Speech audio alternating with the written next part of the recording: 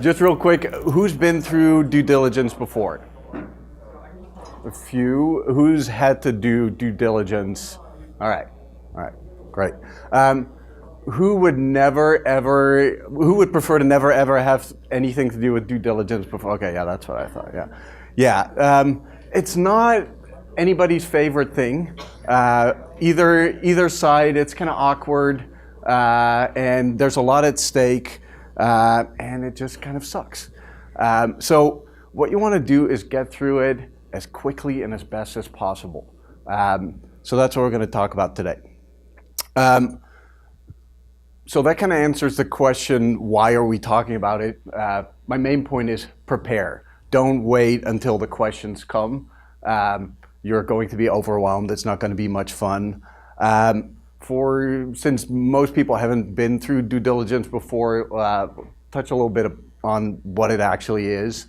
Then I want to talk about why it matters so much who is doing the due diligence.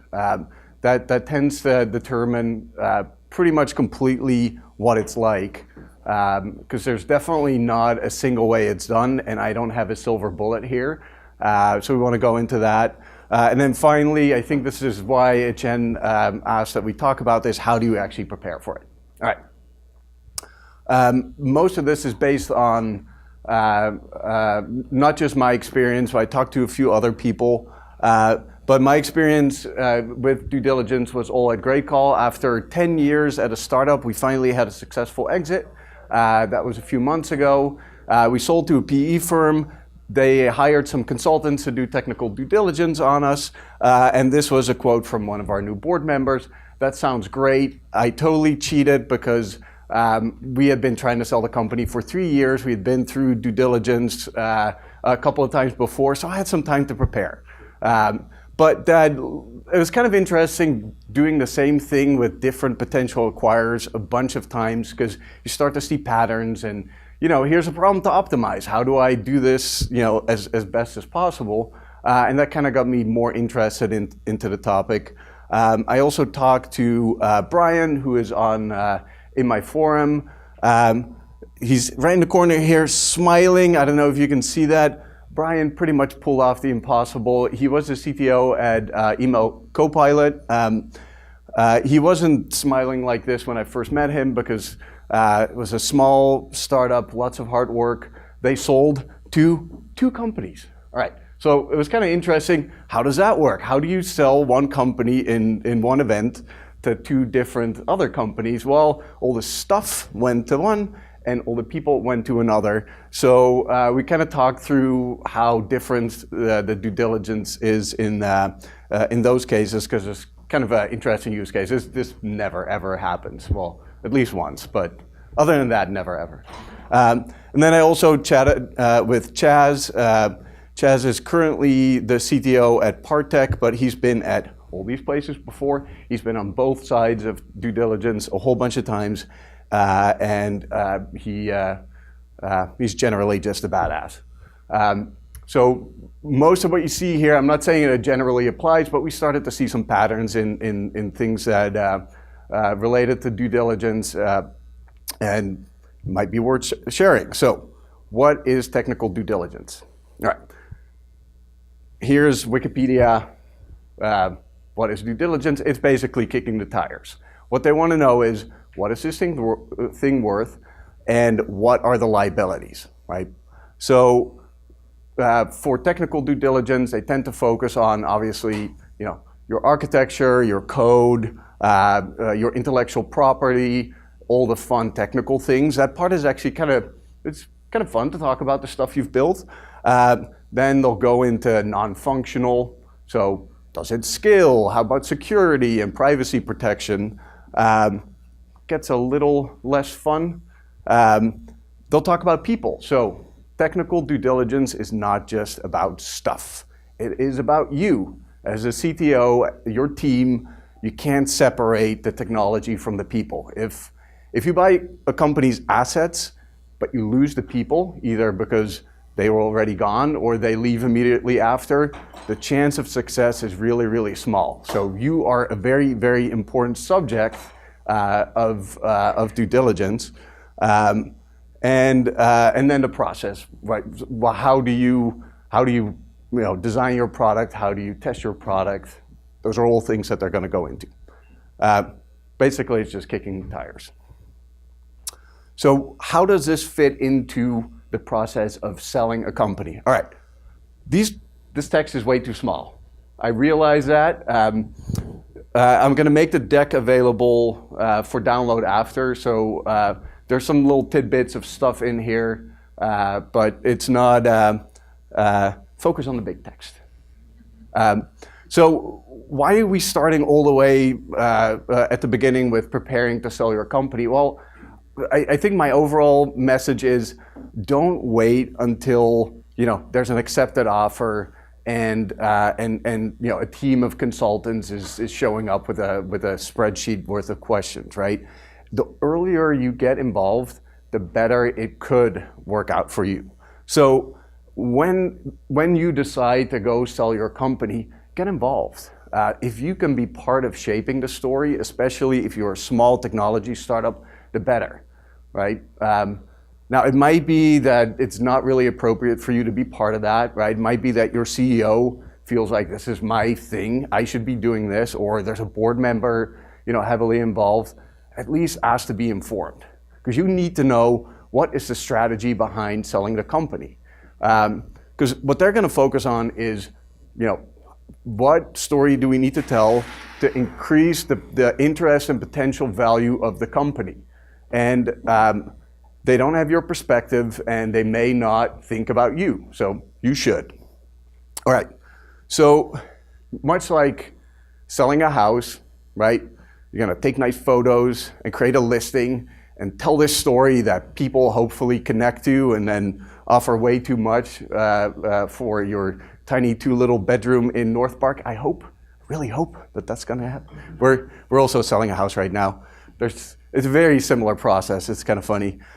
So you create, well, at least we at Great Call did this, and I think this is pretty common. You create a nice pitch deck, and that goes to the people your VC funders know. In our case, we were big enough that we had investment bankers involved, and that deck makes it everywhere.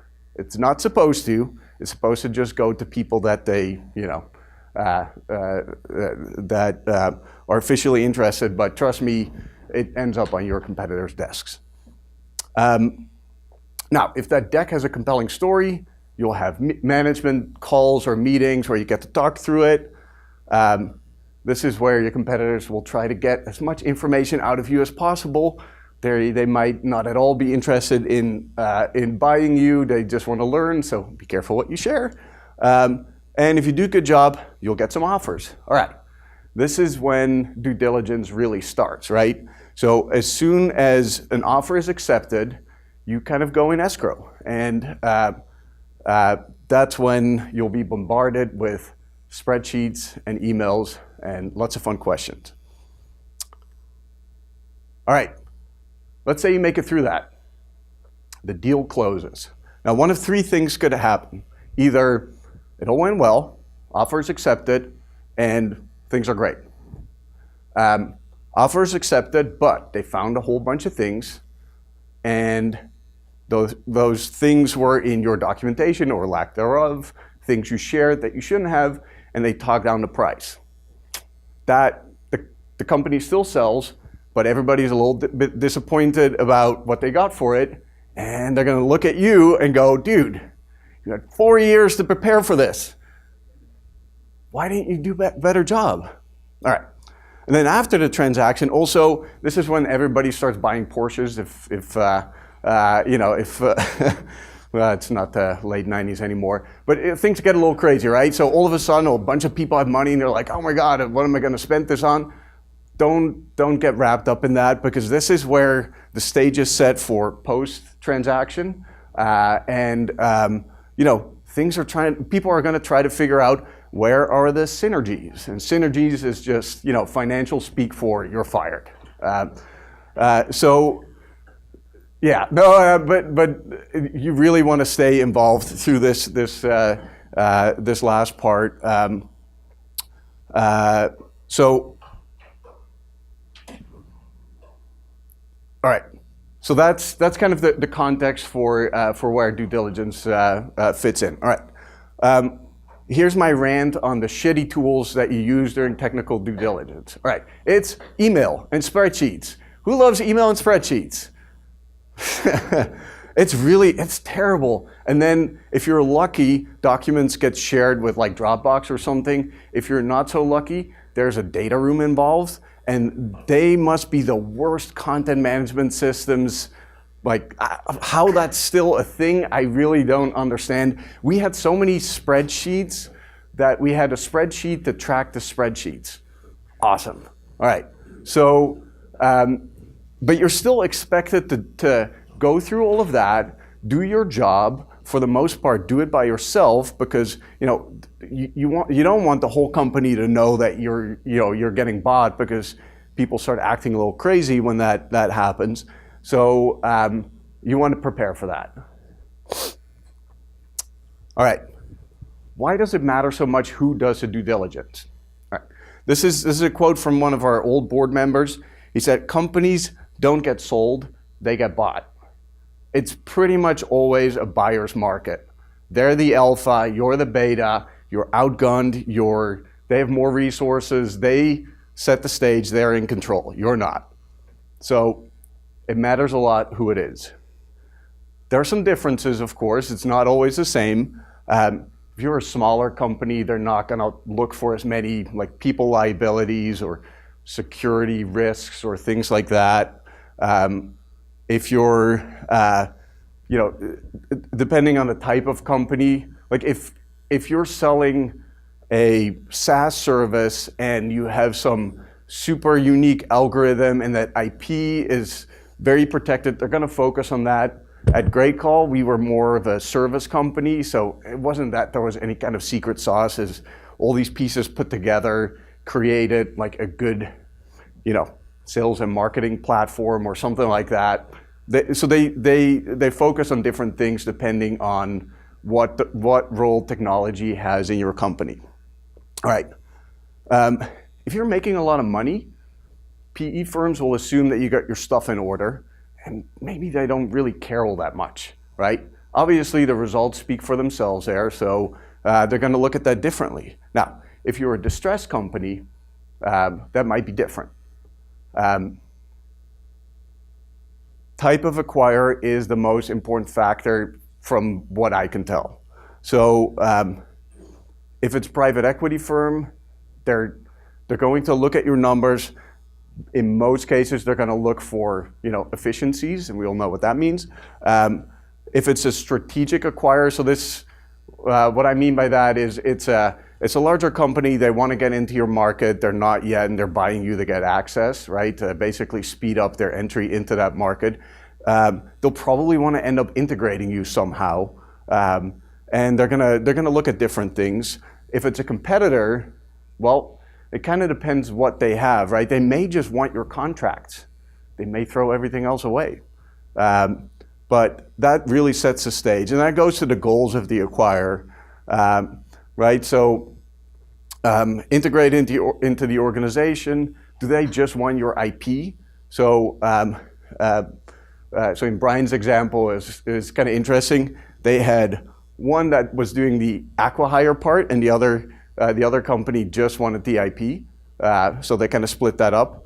Typically, there's just one goal. And sometimes it's a very short-term goal. One of the examples that I heard was a large company just buying a startup to essentially create enough data in a particular country so that the telco providers there would have to buy new equipment, and that was it. So after that, they didn't really need it anymore. A very specific short-term target. But that really determines what your due diligence is going to be like. So you could be out of luck, and you could be a tiny little startup with not a lot of liabilities and assets, and you run into something like this, right? There are companies out there that have a team, all they do is due diligence, and they have a playbook, and I can tell you that playbook never shrinks. New questions get added every time they miss something, and it just becomes this really, really big thing. That could happen. Or you could be lucky. I hope, yeah. I needed a cool whiteboard picture last minute, so I went on to 7ctos.com. I didn't ask you. I'm sorry if you. This is the lucky. Hey, you might actually just do a whiteboard session with a bunch of smart people. This is what happened to Brian. That's awesome, right? You get to talk about your stuff, convince them that there's something unique about it, that's the right way to do it, and then you're part of their team, right? Could happen. Probably not, but it could. All right. So, how can you prepare? I think this is what Ed Chan wanted me to talk about, so we'll finally get to it. All right. So I think you get my message. Don't wait. Similar to selling a house, if you wait until, when you put it on the market to go fix all your plumbing, your roof, and blah, blah, blah, you have a giant bill, and it's going to take forever, and all that time you're paying a mortgage, you're not selling your house. Don't do that to your team, right? So if you're at the size and maturity as an organization that somebody should expect you to have documentation, don't wait until they ask for it to write it. Write it along the way. So we did this at Great Call, and Scott and the team here helped and may not have realized, but after 3 years ago when we failed to sell, we got a lot of good feedback out of the due diligence process, and we started just keeping our architectural documents up to date and things like that. And that made the whole process a lot easier. It's like practicing for a game. The other thing is look online for some example questions. There's a bunch of stuff out there, especially for small startups, listed topics and what people typically talk about. I put a whole bunch in this deck. And you can download them. It's basically an aggregation of stuff I found in my own experience and online. We can zip through it pretty quickly. The topics you talk about, some example questions, and some are pretty bad. I realize this is, again, pretty small, but if you're going to go through due diligence, just download this deck. I think Michael and Etienne are going to make it available. But they'll ask for, high-level architecture diagrams, and if you don't have them, they're going to ask you to whiteboard it, right? They're going to ask you for your future roadmap. If you don't have a roadmap, probably going to wonder, like, how do you deliberately create technology without thinking about it beforehand, right? So show up prepared. Quality and maintainability. This is always a fun topic. Like, okay, yeah, your code works, but can anybody understand it if they look at it, right? Do you actually have testers? What kind of approach do they take? How do you find out about most of your bugs? Is it because customers complain on Twitter, or do you actually have people who figure that out beforehand? We got an interesting question. This was kind of, we didn't have the answer to that. And I think Scott started tracking it afterwards. Look back at your deployments for the last year. How many of those were planned, and how many of them were bug fixes? Like, I have no idea. I mean, we do it, but we don't really keep track of it. So we started doing that. Your development process, like I said, I'll make the slides available. I'm not going to go through all the questions here. Scalability. Now, this is an important topic. Nobody's going to buy your business to have it shrink or stay the same, right? So early on, it used to be a question we just facetiously asked. That's great, but does it scale? That actually matters when you sell your company, right? Somebody sees something in there and they want it to grow, and scalability matters a lot. So one question that you'll pretty much always get is, what will you have to do to support 10 times, 100 times, and 1,000 times the number of users?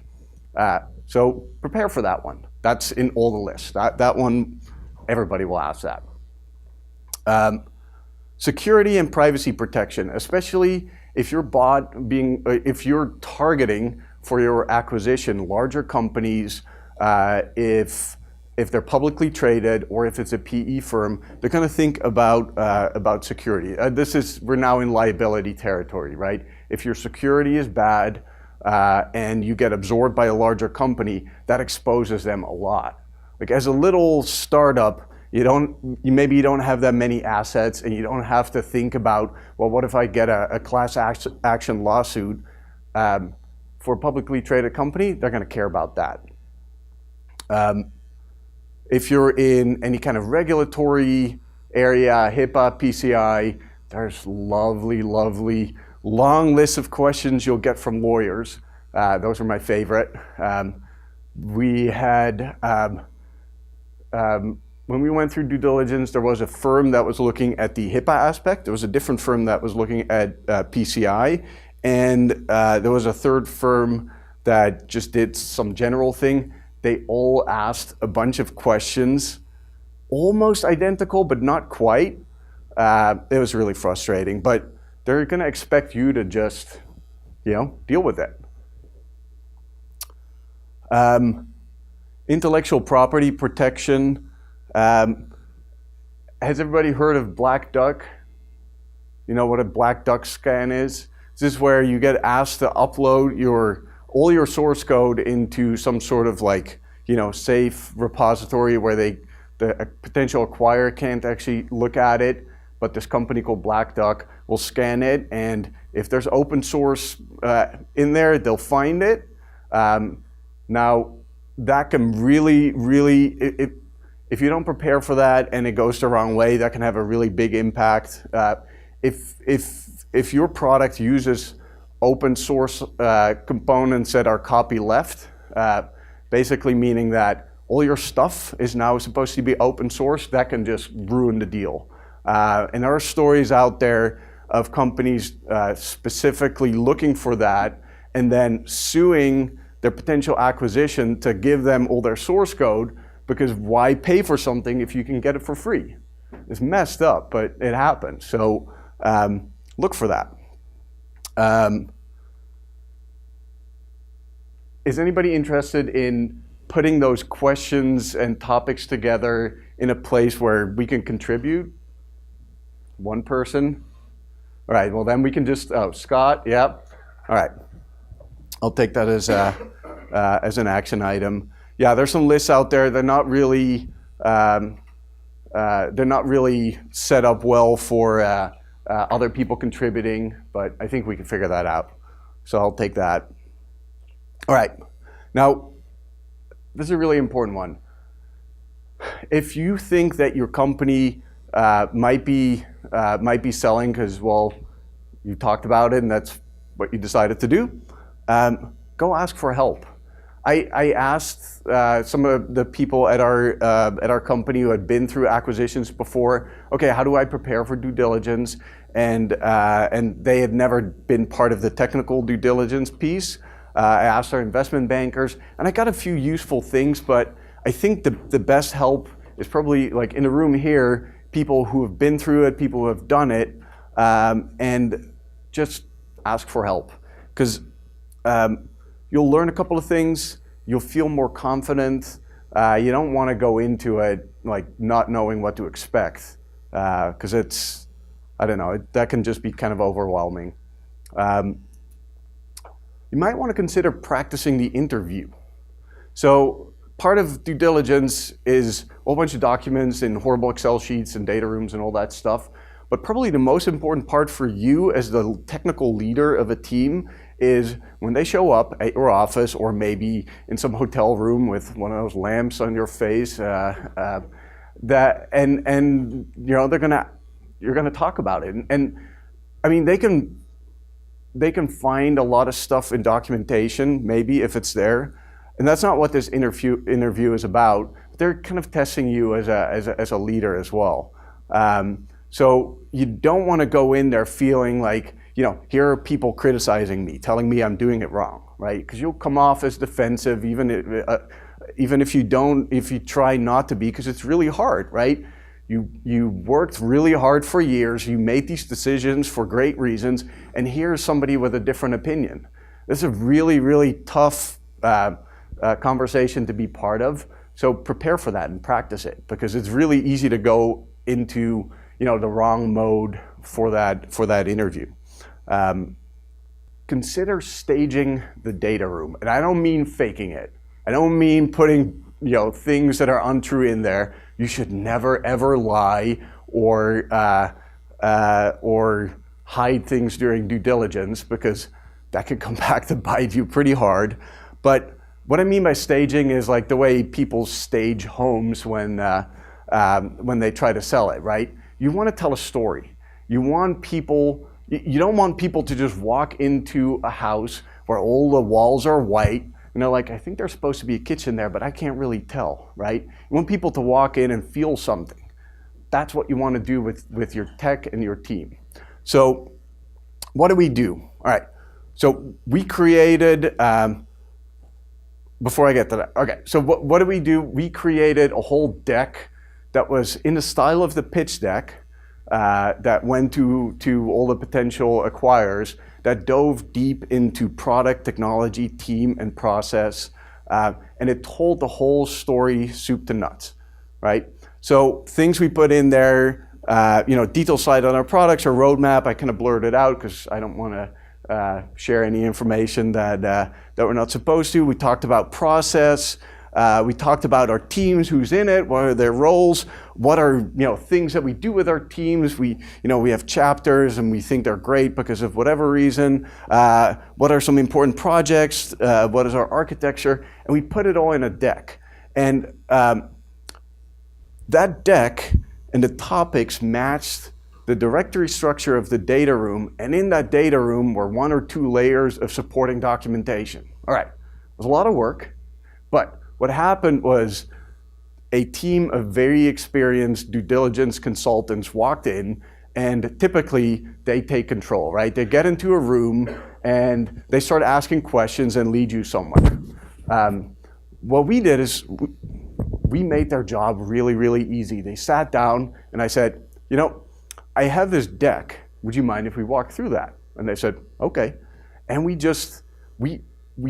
filled the whole day with that deck, and whenever they asked, oh, do you have this? Do you keep track of that? We said, yeah, it's over there in the data room. Or, no, we don't have that yet, but we're going to add it for you.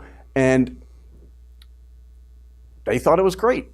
It made their job easier. It made them feel confident that we were prepared, because we were.